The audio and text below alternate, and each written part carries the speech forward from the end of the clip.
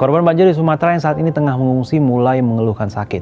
Peringatan penyakit berbasis lingkungan seperti diare, infeksi saluran pernapasan atau ISPA, dan leptospirosis. Seperti apa situasi terkini korban bencana di Sumatera dan apa saja yang mereka butuhkan? Apa langkah pemerintah untuk mengatasi hal ini? Di Desa Blangporia, Kabupaten Aceh Utara, korban bencana masih bertahan di pengungsian di jalan penghubung antar kecamatan. Warga memilih bertahan karena rumah mereka masih tergenang lumpur. Setelah 8 hari bertahan, para pengungsi mulai terserang sejumlah penyakit. Tak heran, selain membutuhkan bantuan pangan, pengungsi juga berharap bantuan obat-obatan dan tenaga medis. Di sini banyak yang sudah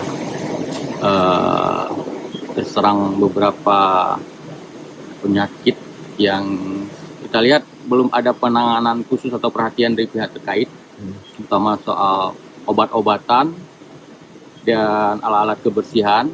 Kondisi serupa juga terjadi di salah satu lokasi pengungsian di Tapanuli Selatan, Sumatera Utara. Meski bantuan telah datang, anak-anak di pengungsian mulai terjangkit sejumlah penyakit. Itu aja di sini ya, kekurangannya anak demam,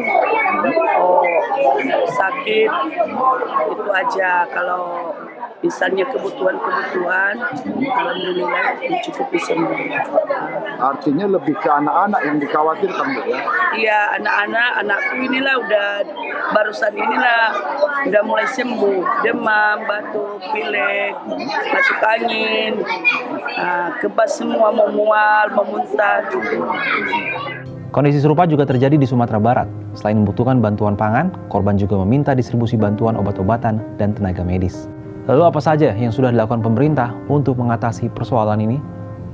Wakil Menteri Kesehatan Dante Saxono, Kamis 5 Desember 2025 pagi memastikan pemerintah telah menyiapkan sejumlah langkah untuk mengatasi persoalan ini. Pertama, penanganan langsung terhadap korban yang mengalami luka. Kedua, melakukan revitalisasi pelayanan kesehatan yang berdampak dan tidak bisa beroperasi. Ketiga, menjaga serta mengendalikan pasokan bantuan obat-obatan dan bahan habis pakai. Dan yang terakhir, mobilisasi tenaga kesehatan dari pusat ke daerah-daerah bencana agar mengoptimalkan pelayanan bagi korban bencana. Kita akan melakukan mobilisasi tenaga kesehatan, distribusi obat, dan revitalisasi sarana fasilitas kesehatan di Aceh, Sumatera Barat, dan di Sumatera Utara secara cepat-cepatnya dan secara komprehensif berintegrasi dengan kementerian lembaga terkait. Masukan dari daerah melalui komunikasi setiap hari dengan kepala dinas kesehatan di masing-masing kabupaten kota menjadi sangat penting untuk melakukan prioritisasi bantuan medis yang akan kami berikan. Berdasarkan data Kementerian Kesehatan per 1 Desember 2025, penyakit terbanyak yang dilaporkan di Provinsi Aceh yakni luka-luka 35 kasus, ISPA 15 kasus, dan diare 6 kasus. Sementara penyakit terbanyak korban bencana di Sumatera Utara yakni demam 277 kasus, mialgia atau nyeri otot 151 kasus, gatal 150 kasus, ISPA 96 kasus, dan dispepsia atau gangguan pencernaan 94 kasus.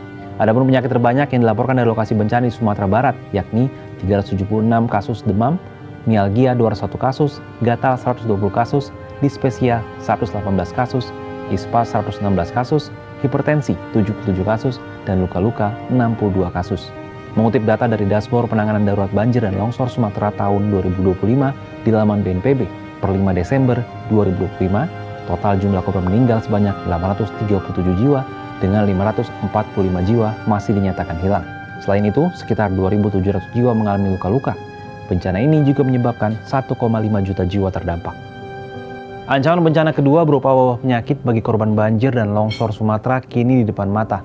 Dengan ribuan pengungsi mulai tumbang akibat ISPA, penyakit pencernaan, hingga penyakit kulit. Mobilisasi tenaga medis dari pusat harus berpacu dengan waktu sebelum kondisi sanitasi di pengungsian makin memburuk. Kalau menurut Sobat Kompas, apa tanggapannya terkait hal ini?